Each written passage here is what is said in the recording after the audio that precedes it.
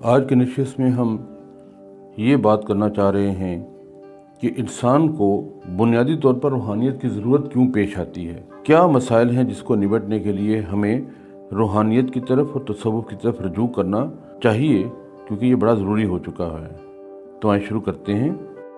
بہت عرصے تک ماہر طب اور ماہر نفسیات کے درمیان زیر بحث رہا کہ ذہن اور جسم میں کون حاکم ہے اور کون محکوم ہے، کس کے اثرات دوسرے پر زیادہ ہیں۔ اس سلسلے میں ایک سے زیادہ تجربات بھی کیے گئے، جیسے کہ بہت مشہور بات ہے کہ امریکہ میں کسی ایسے مجرم کو جسے سزائے موت دینا مقصود تھی، اس کو یہ کہا گیا کہ تمہیں زہر کا ٹیکہ لگایا جائے گا، اور اس کو ایک ٹیکہ لگا دیا گیا اور اسے بتایا گیا کہ تمہاری موت اس طریقے سے آدھے گھنٹے میں واقع ہو سکتی ہے یا کچھ وقت کے اندر اندر تمہاری موت واقع ہو جائے گی۔ اور دیکھا یہ گیا کہ واقعی میں وہ تھوڑی دیر کے بعد اپنی زندگی سے ہاتھ دھو بیٹھا، جبکہ اسے کوئی زہر کا ٹیکہ نہیں لگایا گیا تھا۔ پھر ایک واقعہ بہت مشہور ہوا کہ فرانس میں بھی سزائے موت کے ایک مجرم کو بتایا گیا کہ پھانسی کی بجائے اس کی ایک نس کاٹ دی جائے گی بازو سے، اور وہ خون بہنے سے ہلاک ہو جائے گا۔ مجرم کی آنکھوں پر پٹی باندھ کر اسے ایک میز پر لٹا دیا گیا، ہاتھ پاؤں جکڑ دیے گئے، اور ایک جراح نے جھوٹ موٹ اس کے بازو پر کٹ لگایا اور نلکی کے ذریعے یا نالی کے ذریعے نیچے رکھے ہوئے تشت پر پانی ٹپکایا جانے لگا۔ ٹپ ٹپ ٹپ کی آواز سے مجرم کو یقین ہو گیا کہ اس کے بازو سے خون جاری ہے۔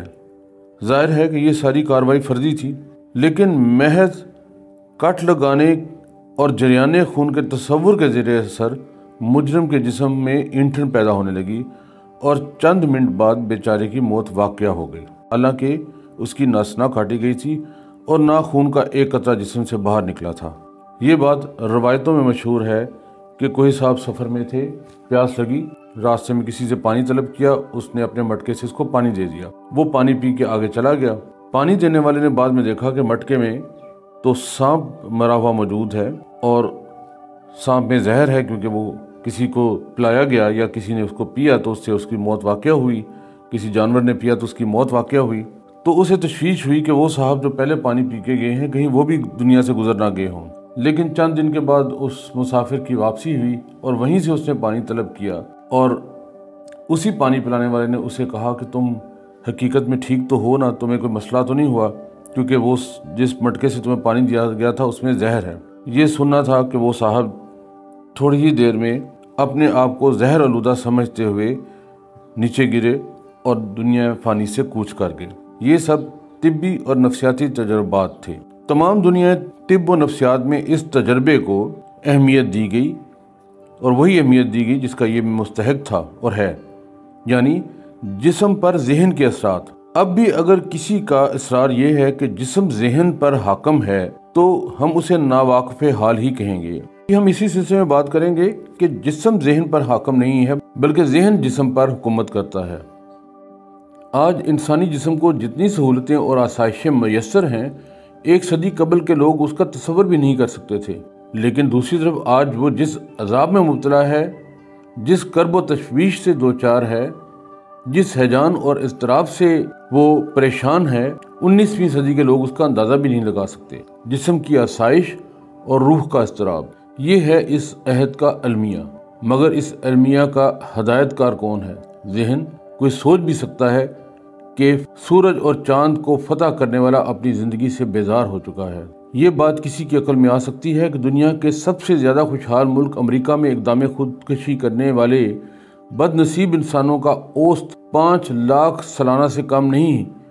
کسی کو یقین آئے گا کہ طبیعیاتی علوم، ایٹمی سائنسدانوں اور سائنسوں اور خلائی تحقیقات کے میدان میں انسان کی رفتار جتنی تیز ہے، اس کی دماغی الجھنوں اور ذہنی پریشانیوں میں اتنا ہی اضافہ ہوتا چلا جاتا ہے؟ خیر، یقین آئے یا نہ آئے، امر واقعہ تو یہی ہے، ہو یہی رہا ہے کہ راکٹوں، ٹیلی ویژنوں، انٹرنیٹ اور تیز سے تیز دوسری صلاحیتوں کے باوجود بنی آدم اپنی ابتدا کے بعد سب سے زیادہ مضطرب اور مفلوق الحال زندگی بسر کر رہا ہے۔ اس عہد کو عہد کرب و تشویش اور زمانہ خوف و دہشت کہا جاتا ہے۔ یہ صحیح ہے کہ آج مغربی یورپ اور امریکہ کا سب سے زیادہ مقبول فلسفہ حیات وجودیت کا فلسفہ ہے، وجودیت کی روح سے انسان اس کائنات میں تنہا پیدا ہوا اور کرب و تشویش کی جہنمی زندگی بسر کر کے تنہا ہی مر جائے گا۔ سوال یہ ہے کہ انسان کے اس گہرے کرب و تشویش کا بنیادی سبب کیا ہے؟ اس کا بنیادی سبب یہ ہے کہ جسم اور ذہن کا وہ سمجھوتا ختم ہو چکا ہے جس کے بغیر انسان کبھی روحانی سکون نہیں پا سکتا۔ جسم کے لیے جتنی آسائشیں بہم پہنچائی جا رہی ہیں، ذہن کے لیے اتنی ہی اذیتیں بڑھتی چلی جاتی ہیں۔